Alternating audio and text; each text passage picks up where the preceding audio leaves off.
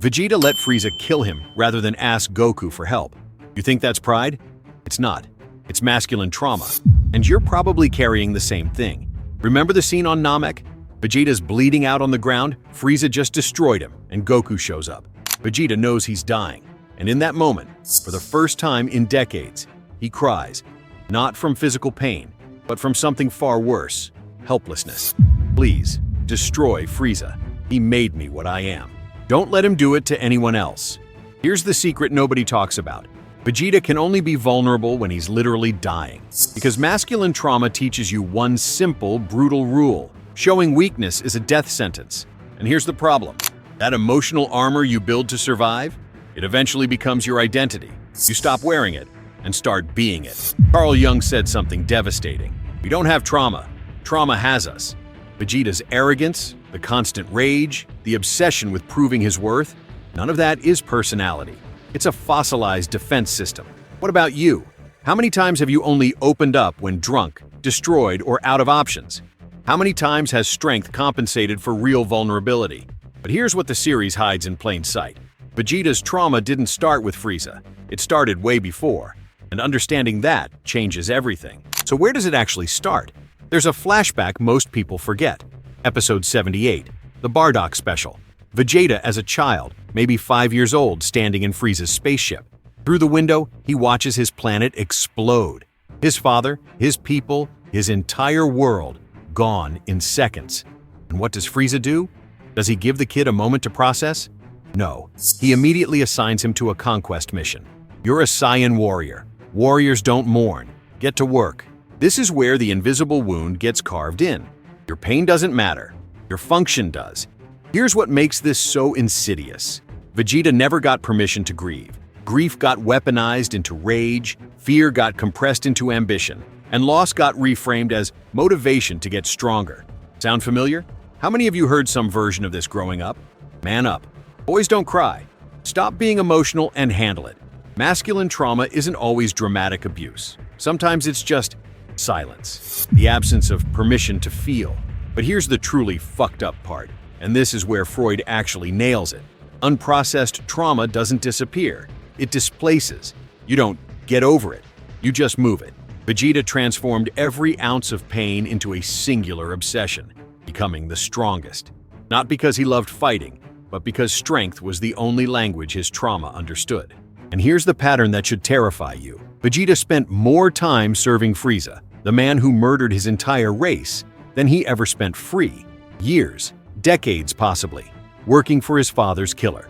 Why didn't he rebel sooner? Why didn't he run? Because trauma creates a sick logic. My suffering is my identity. If I'm not suffering, who am I? This is generational masculine trauma in a nutshell. Fathers who never learned emotional language raising sons who only know how to perform strength. Pain becomes inheritance. You know what the worst part is? Vegeta probably thought he was fine. I'm a warrior. I'm strong. I don't need to process anything. Meanwhile, every decision he makes is controlled by a wound he won't acknowledge.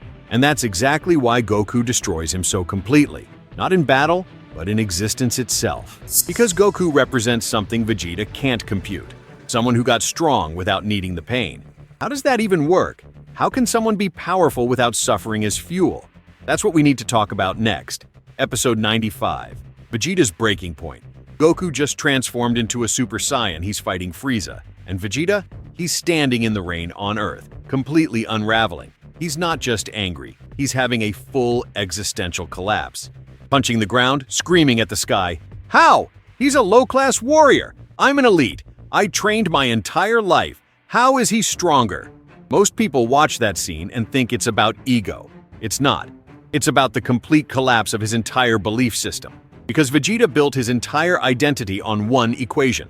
Suffering equals worth. I suffered more than anyone. Therefore, I deserve to be the strongest. Goku shatters that logic just by existing. Goku got strong by enjoying training, by making friends, by protecting people he loved. He never needed revenge as fuel. He never used pain as currency. He just lived. And that breaks Vegeta's brain. Because if you can get strong without the trauma, without the rage, without the obsession, then what the hell was the point of all my suffering? Here's the psychological trap. When your entire identity is built on, I survived hell, therefore I'm special, healing feels like losing your uniqueness. Carl Jung called this the shadow. Goku isn't Vegeta's rival. Goku is the projection of everything Vegeta had to reject to survive. Joy, spontaneity, vulnerability, connection. And you can't defeat your own shadow in battle. You can only integrate it. Quick question. If this is hitting different, hit that like button. And if you want more breakdowns like this where we go deep on what anime actually teaches us about being human, subscribe, because we're just getting started. Now here's where it gets personal. Have you ever felt rage towards someone who succeeded without suffering like you did? Someone who got the promotion without grinding themselves to dust? The relationship without the emotional warfare? The happiness without earning it through pain? That's not jealousy. That's your trauma talking. It's the voice that says, my pain makes me special. If I heal, I'm ordinary. Vegeta lived that poison for years, and it led him to the darkest choice of his entire arc. Because here's what happens when masculine trauma meets actual happiness. You sabotage it. Episode 213. The moment that defines everything. Babidi offers Vegeta power. The catch? He has to let himself be possessed, become evil again, give up everything he's built, his family, his growth, his peace. And Vegeta says yes, not because he's weak, not because he's tricked. He chooses it, fully aware, eyes wide open. Goku's standing right there, confused. Vegeta, you have a wife, a son. Why would you throw that away? And Vegeta's response reveals everything. I wanted to get back the feeling I had when I was ruthless, when I had no attachments. Read that again. He didn't want more power. He wanted to go back to when the pain made sense. This is the secret pattern of masculine trauma. When you finally have love, stability, peace, something inside screams, this isn't for me. I don't deserve this. Vegeta had everything. Bulma loved him. Trunks looked up to him. He was finally safe.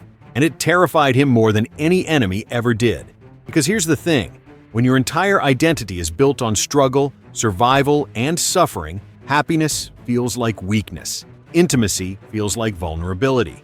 Peace feels like you're betraying the part of you that fought so hard to survive. Freud called this repetition compulsion. We unconsciously recreate our trauma because familiar pain is less terrifying than unknown joy. Think about it. How many men destroy healthy relationships because intimacy feels too exposed? How many sabotage success right at the peak because they don't recognize themselves without the grind? Vegeta literally chose demonic possession over healing. That's how powerful unprocessed trauma is. But here's where the anime does something brilliant. It shows you the exact moment Vegeta starts to wake up. The fight with Goku ends. Majin Vegeta realizes Buu is about to kill everyone, and he makes a decision. He hugs Trunks. For the first time in the entire series, he embraces his son. Trunks, Bulma, I do this for you. Then he explodes, self-destructs, tries to take Buu with him. It doesn't work. Buu survives. But something else happens.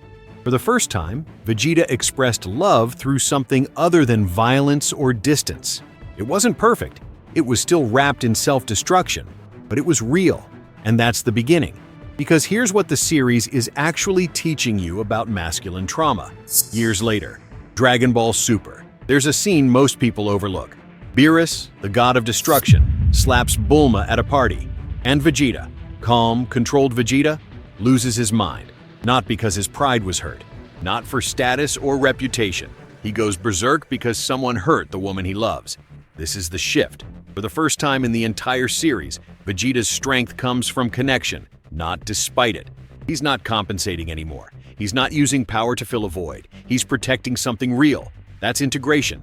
That's what Jung meant by wholeness. You can be a warrior and a father and vulnerable, all at once. They're not contradictions. They're completeness. So, what actually changed? Vegeta stopped confusing survival mode with identity. The armor he built to survive Frieza, the rage he weaponized to cope with loss, the obsession with strength to avoid feeling powerless, all of that made sense when he was a traumatized kid in a war zone. He wasn't that kid anymore, and the armor that once protected him was now suffocating him. Here's the truth about masculine trauma that nobody tells you.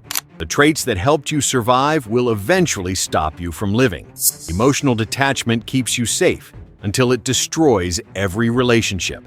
Hyper-independence makes you strong until you can't ask for help when you actually need it. Control feels like power, until it becomes a prison. Vegeta's entire arc is learning one devastating lesson. You are not your trauma. You are not your pain. You are not the armor you built to survive.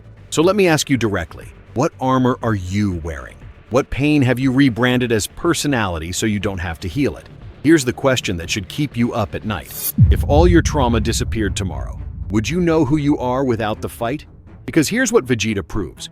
Real strength isn't never breaking. It's knowing the difference between surviving and living. It's recognizing when the battle is over and choosing to put the armor down anyway. Vegeta spent 20 years learning this. Decades of episodes, hundreds of battles, multiple deaths, and rebirths.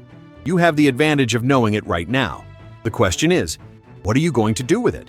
Because masculine trauma doesn't heal by being tough enough. It heals when you finally stop confusing your defense mechanisms with your identity. Vegeta taught us that. The rest is up to you.